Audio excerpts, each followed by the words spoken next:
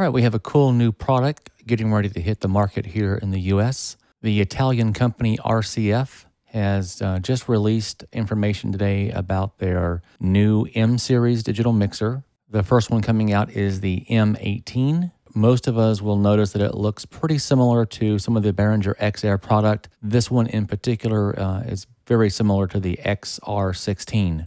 So first, let's go over the hardware. So the first thing we'll notice is everything is numbered from right to left. That'll throw you off at first glance, but across the top, we'll see microphone inputs 1 through 8.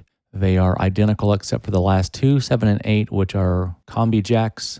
You'll also maybe notice that you see 48V in between 2 and 3 and 6 and 7. In the software, you can activate phantom power in groups of 4. Underneath that, you'll see 10 quarter inches, and that's where they get their 18. All the quarter inch inputs are line, except for the first two, 9 and 10. Those are high Z inputs intended for a guitar or bass to be used live, and we'll see more details in a minute on how the software and effects are actually set up internally to use those as a direct input for a live stage where a guitarist or bass player doesn't have to bring an amp or a pedal board system. And moving over to the left, we'll see our outputs. The top two XLR outputs are the left-right.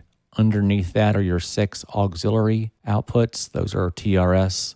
And then below that, we've got a headphone jack, MIDI in and out, USB record or playback in 2 tracks, a foot switch that is assignable in software, and our LAN port if we want to go direct with computer control or use an external Wi-Fi device. Some people are obviously looking for an antenna. This thing has 2 antennas, one internal, and then you do see the port in the upper left-hand corner to screw on the external antenna.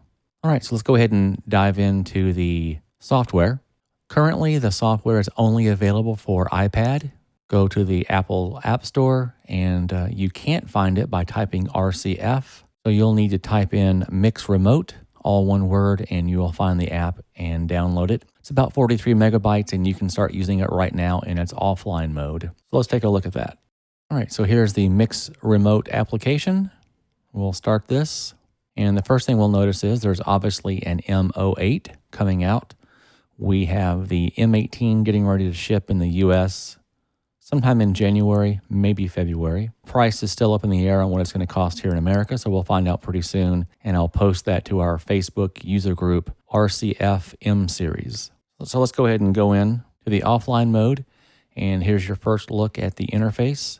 Looks really nice. I like the fact that there's a master surrounding window. That's the dark beveled look around top, bottom, left, and right. And in the middle, we've got the window that actually changes. So the first thing we'll notice is we can see channels 1 through 8. We can slide or swipe just like we can on the Behringer iPad app, or we can use the arrows on the left and right bottom to navigate over in groups of 8. So here we are back to 1 through 8, hit the arrow, 9 through 16, hit the arrow, and we've got 17, 18, 2-track, and our effects returns. You'll notice in all of that, the main master left-right stays over with the red fader on the right-hand side, and we can navigate our banks over on the left-hand side. So let's start out by just taking a look at the channel strips. In order to get to all of the DSP processing on a channel, we simply go to the gear icon at the top of a channel strip. We're on channel 1. And here we'll see all the different things that we can do. Over on the left-hand side, you've got your preamp and dynamics, and we've got our EQ in the channel strip, and we can see our sends. So first off, we have got our preamp, our gate, and our compressor.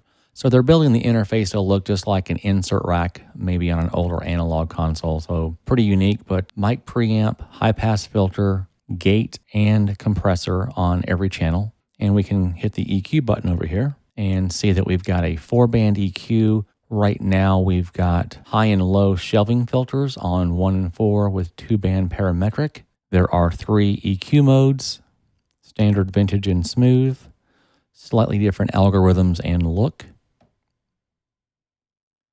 And we can go to easy and advanced mode as well there. There are presets and, of course, the on switch there. The upper left-hand arrow gets us back to the overview. You can also hit the Mix Remote icon. If you're in any other screen, you can hit Mix Remote, and that takes you back out to the main view. This unit has 3 built-in internal effects processors dedicated to the aux effects. So we see effects 1, 2, 3. They return over at the end. So we've got effects 1, effects 2, and effects 3. That's where they will return, and we can go into the effects tab and see the 3 effects. Now, right now, it looks like what is available is a digital reverb, a digital delay, and then the third slot can be changed to either a delay, a chorus, flanger, tremolo, and pitch shifter.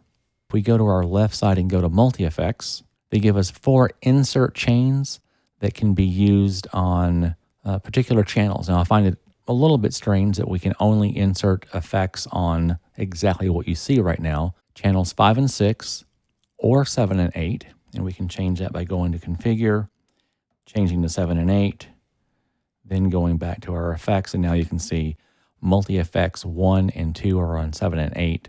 Remember earlier I told you that channels 9 and 10 were the high Z inputs really designed for a guitar player or players and a bass player.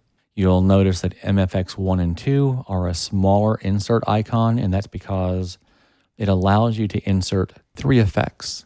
Delay and mod is highlighted not because that's all that's on, but that's what you're actually viewing. So we can have different delays, we can have different choruses, flanger, tremolo, and we can arrow over and see our third effect, and that's going to be the pitch shifter. So pitch shifter, chorus, and delay. So that's 6 effects essentially that we can insert, 2 chains of 3. That's what's being shown here by MFX 1 and 2. And then down here on 9 and 10, of course, I mentioned that those inputs are primarily designed for a guitarist to play live without an amp going through this system here. And RCF has teamed up with some pretty high-end developers overseas that make a lot of higher-end amp modeling and simulation. So let's take a look at that. Here you'll notice that you don't have 3, but 5 effects. So times 2, that's 10. That's where they get 16 effects plus the 3 that are auxes. That gives you 19 effects that can be used in this unit.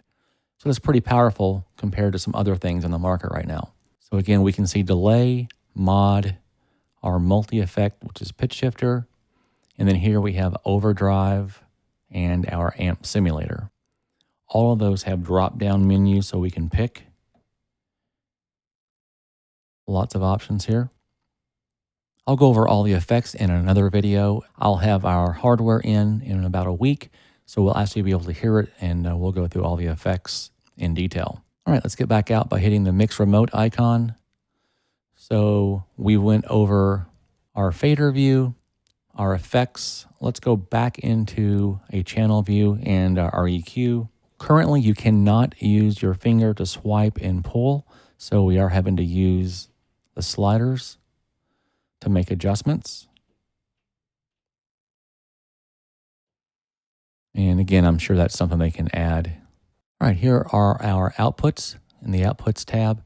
So we've got our 6 auxes, our phone, and of course our main output that seems to always stay up on the screen, which is a nice feature, unless we go into the Mix 2 tab over here. You'll notice that effects 1, the master does become effects 1 master send, and on our auxes, master output becomes the aux master. All right, the phones tab is pretty basic. I'm sure they'll add more options there. Play record function is pretty cool. If you're used to the X-Air series, you'll notice that your 2-track playback is split. So you can do split files or play mono and mix those separately. You can group those in the settings tab. I'll show you that in a second. We do have an overview of the meters. I'll come into settings and VU meter mode, and you can get a quick overview of what the meters look like. So a good overview of all of your meters. Load and save, we have got 100 shows and 200 snapshots in each show. Offline, you cannot save anything at this point. I would presume at some point you probably can in a future update so that we can prepare gigs and files offline. All right, here's the settings tab. A couple very cool features here that we've all been looking for. So the LAN is going to be the LAN port on the front, Cat5 connection, so that you can hook a computer in directly or an external router that would typically be on DHCP mode. Something that everyone's really going to be excited about is it's got its built-in Wi-Fi. You can do your Wi-Fi network name known as SSID. The big thing here is 2.4 and 5 gigahertz built in. And the next really big thing here is that we can go to a WPA2 password protection encryption, which is much more robust than a WEP password. So we can select that, make it a password protected network, enter our password, send that to the unit, and possibly reboot to make that active. We'll see how it actually works. But two major things here, 5 gigahertz and WPA2. The same type of functionality that we're currently getting on the Behringer X-Air with an external dual band router is now built into the RCF product. The Advanced tab shows us that there is an internal and external antenna. We'll find out the pros and cons of that. Back over to the left, we can control some of our global settings. So here's our phantom power in groups of 4. Here's where we decide where the multi-effects go. We can also link in odd even pairs like a whole lot of things do. So you are restricted to odd even. And another cool thing for guitar players that are going to go ampless and go with the built-in effects, you do have one foot switch port that is TRS, and TRS will allow you to control 2 parameters with a foot switch. So you would be able to do your amp switching, drive, clean, off and on, and maybe your effects, delay, and things like that off and on by selecting that here in the foot switch parameter control.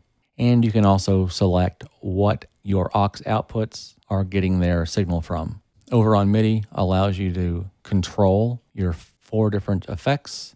And in the last setting on system, we can have the snapshots save the patches so that they change or not change.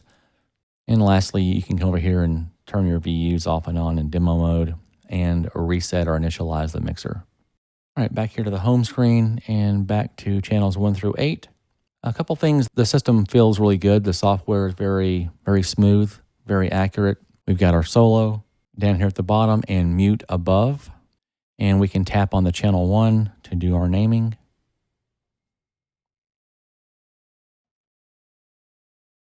And we've got our pan. So when we click on the pan icon, a larger view comes up. We can slide that over. If we double click anywhere, it'll put it back in center.